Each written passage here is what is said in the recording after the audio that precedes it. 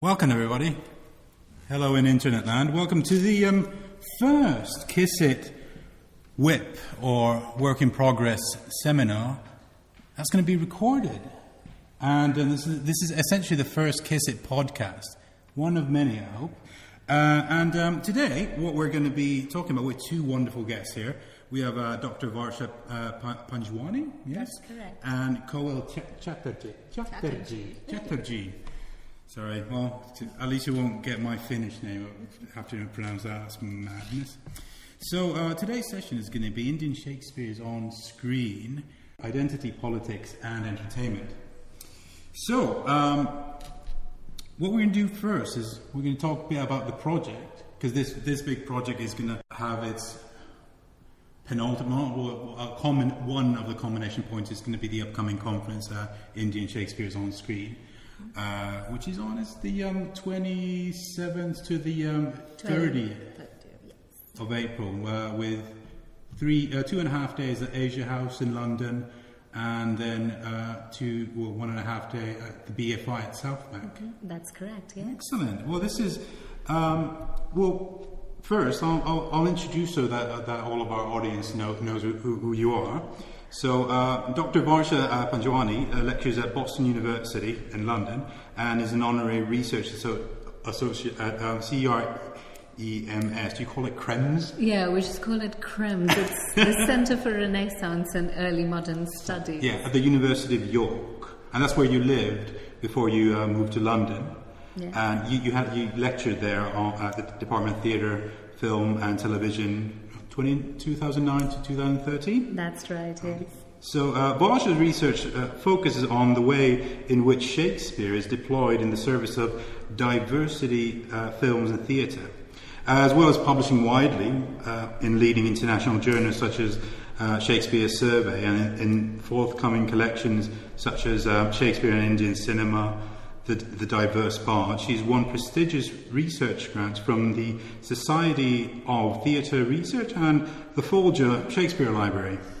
Varsha is an academic consultant for a number of theatre and film companies and is a regular reviewer for specialised journals and blogs. And our second guest, my colleague, Koel Chatterjee, is... why am I doing that? Chatterjee. Please say it again, Koel. Chatterjee. Okay, thank you. She's a doctoral candidate at Royal Holloway, University of London. Her research focus is the adaptation of Shakespeare in Hindi film industry after Indian independence. Originally from Kolkata, India, she also is mapping connections between Bengali adaptations of Shakespeare and Bollywood remediation of his plays. She's a global Shakespeare editor at the Shakespeare Standard and a freelance writer for Shakespeare magazine. So welcome. First, the project of Indian Shakespeares on screen. As far as I understood, could you talk a bit more about, just open up that word, because Indian Shakespeares is not just Bollywood, is it? So there's many languages in India, not an Indian language as some people might presume, but so there's many cinemas as well. Absolutely. Do you want to kind of address that, Cole, first? Well, yes, you're right in saying that there's no language called Indian. There are several Indian languages. There are several Indian industries, cinema industries. Bollywood is probably the biggest grosser in terms of by the 1930s, Bollywood was producing about 200 films a year. Now it's gone up to about 800 films a year. The next in line is Telugu cinema down south. There are a lot of different Indian Shakespeares, and the conference is one of the venues that we're trying to showcase that at. Yeah, and even kind of, a smaller, newer cinemas are emerging. So, for example, I'm going to be talking about the independent cinema scene in India. So this conference really opens that up. We're wanting to go beyond Bollywood and addressing the entirety of Indian cinema and Shakespeare's contribution to it. So where does Shakespeare come in? Because there's a rich tradition within Indian theatre, going back to the 19th century. But how does Shakespeare come into the cinema and film industry there? So Shakespeare was made compulsory as part of the Indian Education Act. Well, did I get that right? Yes. It was in the late 1800s when the British wanted to have a class of Indians who could speak like them, who could do the business of state with them. So, and Shakespeare became very fashionable at that time, at the turn of the century, then in the late 1800s, early 1900s, where amateur performances were like part of the cultural scene. You had professional performances. There were theatres for the natives and theatres for the colonizers. It was quite a big thing. And that's also the time when film came to India. So obviously when people started experimenting with film, they started, taping performances of Shakespeare because that was the most fashionable thing happening then. So automatically what happened was all the different regions started to absorb Shakespeare, and through the kind of performance tradition and through the education system. So yeah. The interesting thing, however, is that Shakespeare was introduced to India as a means of undermining indigenous languages and indigenous art forms.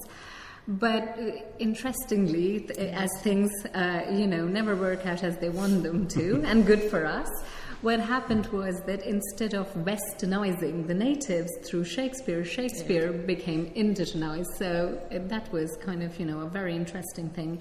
And that is something that we'd probably be talking about, that, how Shakespeare has become Indianized rather than the other way around.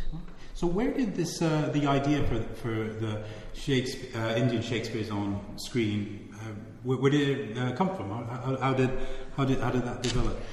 My first memory of it is an absolutely lovely summer's day where Taya Buckley, who's also working on this project, Dr. Preeti Taneja, again one of our collaborators on the project, Koil and I met for brunch.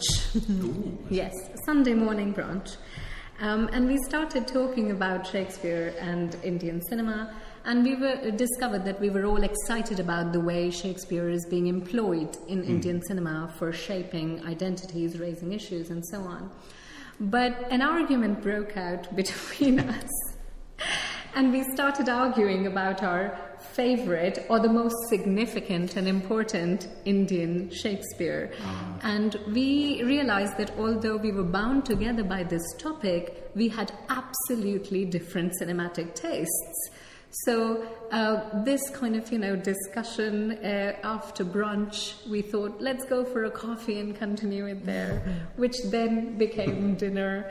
Yeah. And by the time we were having dinner, we thought we do have a project on our hands. But then technically the project started a long time ago. I mean, Shakespeare in Bollywood is my PhD subject. So, 2014 we had a very small, Preeti and I, Preeti was also doing her PhD at Royal Holloway in those days.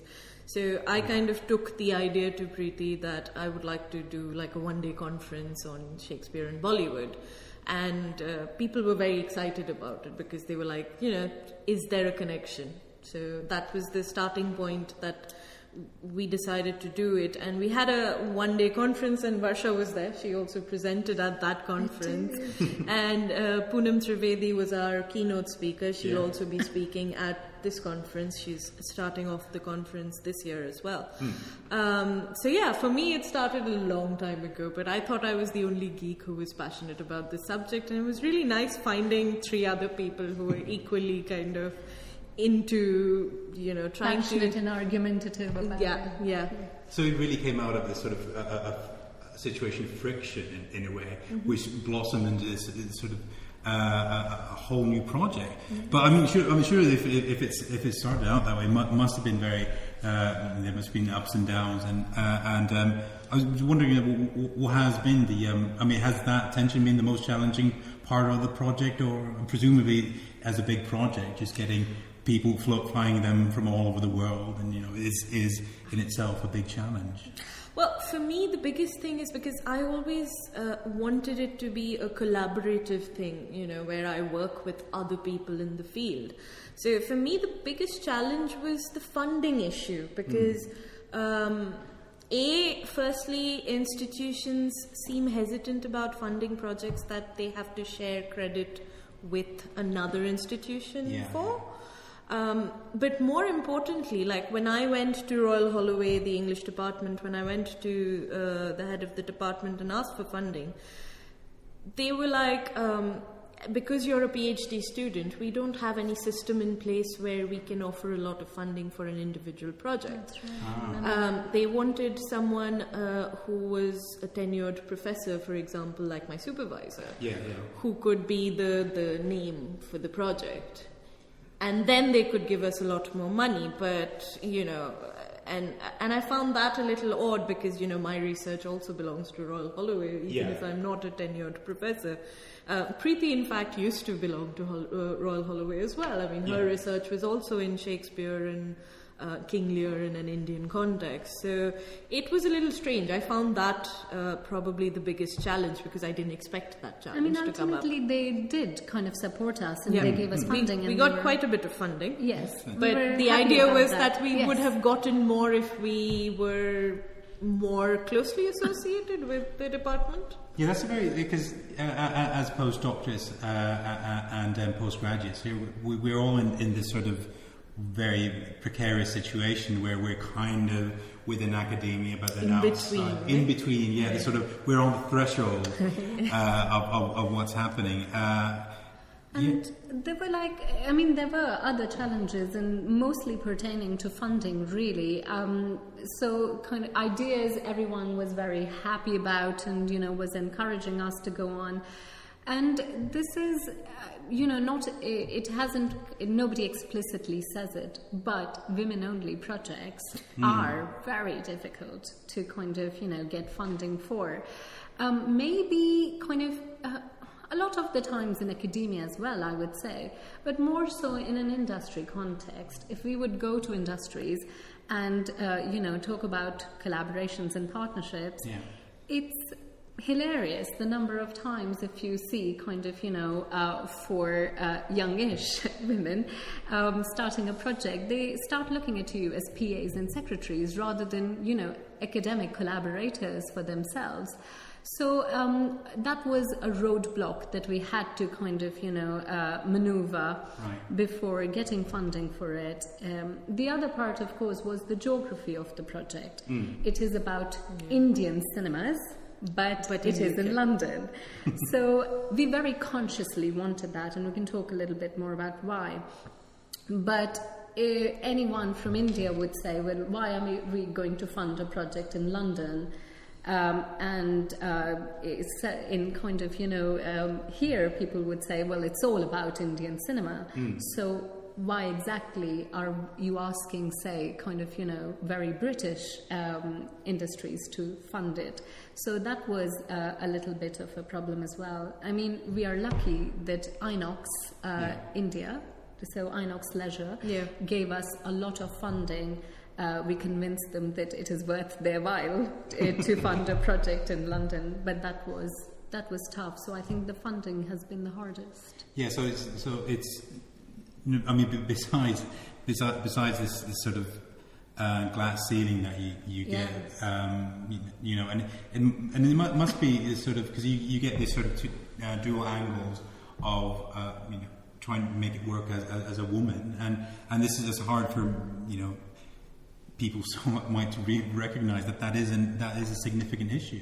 But then there's also this sort of for Brits is a colonial sort of thing, but or exotic. Not just colonial, but it's also sometimes still dismissed as exotic Shakespeare, or something that you're just using to sell Shakespeare with, instead of it being a Shakespeare film or a Shakespeare industry in its own right. So is it a bit like a marketing brand? It's like Is it that kind of brings it to the sort of discourse of freak shows, doesn't it? So it's as horrible as it sounds, it's that they're making Shakespeare just because with India because it's a new thing or something. Yeah, and often dismissed as Shakespeare with song and dance. As if it's something frivolous and not something that needs to be seriously engaged with, and that is one of the attitudes we really want to challenge. So how did you then choose these films? Because you do because you do want to kind of have that sort of separation, not just so it's not just Bollywood, because this is is probably what the general public seems to think, that this is just Bollywood, whereas that's just one particular part of it. So how did you then go about choosing? Well, the films being screened at the BFI are Bollywood. Vishal Bhardwaj is possibly the only Indian Shakespearean filmmaker who has made an impact across the world. And he's also the only filmmaker in India who's worked on a trilogy. Right. So there is another filmmaker called Jairaj who works in Malayali films, which is a South Indian film industry. Thea Buckley is a specialist in that industry. But he's on his third film right now, whereas Bhardwaj completed his trilogy last year. So I approached him about, wanting to bring the project not only as a director. I wanted the entire team, so the writers. I wanted to understand the adaptation process. And the thing about Bhardwaj is he works within Bollywood. He is a Bollywood filmmaker, but if you watch his films, they're very not Bollywood. And it's very global. I mean, his influences are people like Kurosawa, and so it's world cinema. So how does that come when you're watching those films? How does the for me who really hasn't seen much Bollywood or Indian cinema in general, what are those elements that you kind of consider to be this sort of a foreign influence or different, Kurosawa? Would you? The kind of three films we've chosen, I mean, yes, Bhardwaj is the one who has done the trilogy, but they also show a fantastic range. I think it's also because he is working with different script writers with absolutely different kind of, sensibilities and backgrounds. So the movies show a fantastic range. So I'll kind of give you an example of what we were talking about. So Maqbool, the one we're screening on 29th at the BFI. See you all there. An adaptation of Macbeth. Yes, an adaptation of Macbeth, which very much is like The Godfather meeting Macbeth. It's set in Mumbai, but in the Mumbai underworld. So you very much get glimpses of The Godfather, and obviously he has managed to do it so that you get glimpses of that, but it also is very much kind of, close to the text, not in story but in language, and really uses Hindi and Urdu to kind of, bring that adaptation across. With Omkara, I think you'd agree with me, is the most Bollywood of the three. And the most popular worldwide. I think Omkara is the one film that a lot of people have watched. So the adaptation of Othello. And then again, talking about Heather, the adaptation of Hamlet, again, that has influences. It talks about a very particular Indian situation, which is 1990s Kashmir. And so kind of, Indian history and politics is really important to that film. And in fact, he collaborated with Bashrat Bir, who also wrote Curfewed Nights, which is, he's a Kashmiri journalist, so that's an account of 1990s Kashmir. So on the one hand, it is so Indian, but in its kind of cinematography, you would absolutely see influences of Kurosawa or even Branagh with kind of, snow all the time. So this is how he mixes Yeah. both. His team, his cinematography team, the people he's worked with across the 3 films. I forget the name of his cameraman. He was trained in Los Angeles. So there's the Hollywood angle there. I mean, in the way that, like in Omkara, for example, the green-eyed monster of jealousy. So Iago is shot through a green filter throughout. So those Hollywood tricks have been employed. The things that Bollywood cinema wasn't using as much before. It started now. Bollywood cinema is using a lot of technicians from Hollywood now, so it started. But Vishal Bhardwaj is probably one of the first few people who's started that whole having the same crew and kind of using similar techniques, and he's developed. I mean, across the 3 films, you can actually see his development as a filmmaker as well. I mean, you can see that not only his development, but in the way Indians are reacting to Shakespeare. Now you can see that through, because like when he took Maqbool to his financier in the beginning, his financier didn't want to produce it because it was like, it's on Shakespeare, it'll be too serious for Bollywood audiences. That's true. Right. So, and now you've got Haider, which came out to Haider is probably the most un-Bollywood-like film, but it did quite well. Yes. So they're commercial successes as well. That's right. And there were people. I mean, Omkara has a few of the biggest stars in it, Bollywood stars in it. Right. It got a lot of funding as well. So. So it's so that at the conference you have Bhardwaj talking as well as the screenwriters for all 3 films. Yes. Robin Bhatt. Abbas Tayarwala, who's the writer for Maqbool, Robin Bhatt for Omkara, and Basharat Peer for Haider. Well, you managed to put all this massive thing together with really big names. So what about this? I mean, what's the about this project that you guys kind of are most excited about? Or I mean, you must be proud of just having this big 4-day event and happening in a couple of weeks. Well, for me, it's like right from the beginning, I wanted collaboration. I wanted people talking to each other. So the very idea of getting filmmakers in the same room with academics, with practitioners. We've got Carol Jami coming there to read a script that she's working on, an adaptation called The Merry Wives of Munnar. We've got people from Microwave India coming to talk about their upcoming film, The Hungry, which is on Titus. So, the idea of having a conversation, a full conversation between academics, practitioners, filmmakers, and getting them to see each other's perspectives, because there's sometimes quite a bit of disconnect. Unless people have those conversations. So for me, that's the most exciting thing that we've managed to kind of get everyone into the same room. And from different... perspectives and from different angles, and people who want to talk to each other.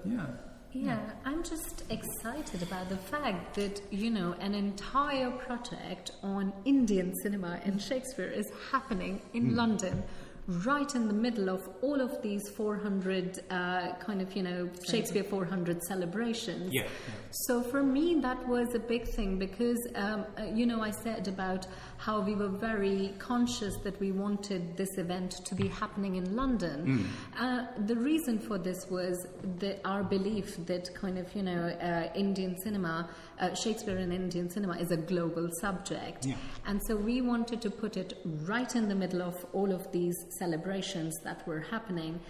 So I'm kind of excited about the fact that, an entire project belonging to that is happening in London, and we have an international audience and international delegates. Speakers coming from all over the world. So, it's very exciting.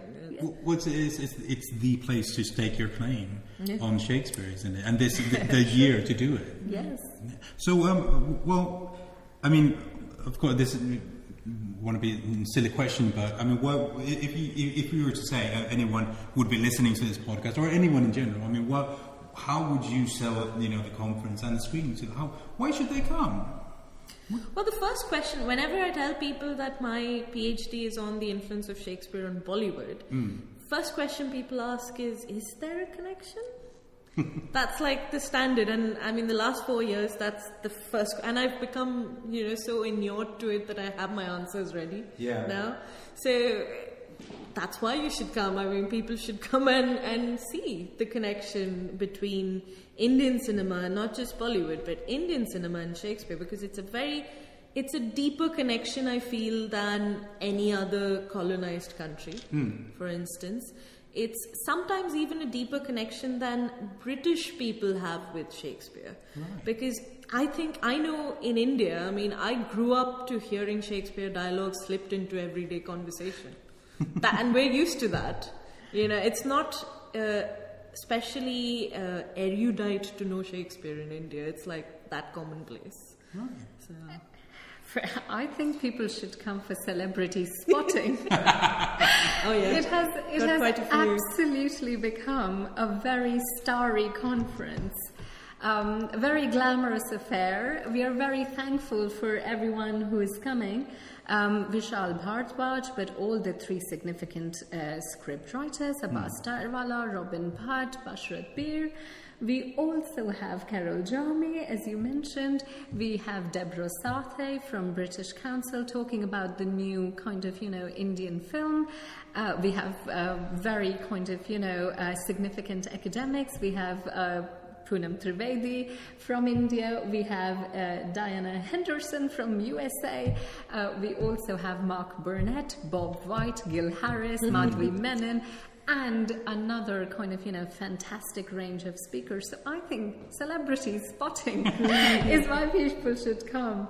But on a more serious note, I think they will enjoy it if they come and experience them. These films are amazing in their own right. And people should come because, Britain is a multicultural society. Mm-hmm. So Shakespeare is really shaping identity and politics and is a way to talk about these issues. And I think a multicultural society like Britain should engage with that. Oh, excellent. Well, before we move on, just a reminder of everyone, if you still have time, go and check out www.indianshakespearesonscreen.com, so where you can get tickets for the conference and for the screenings at the BFI. So go check that out.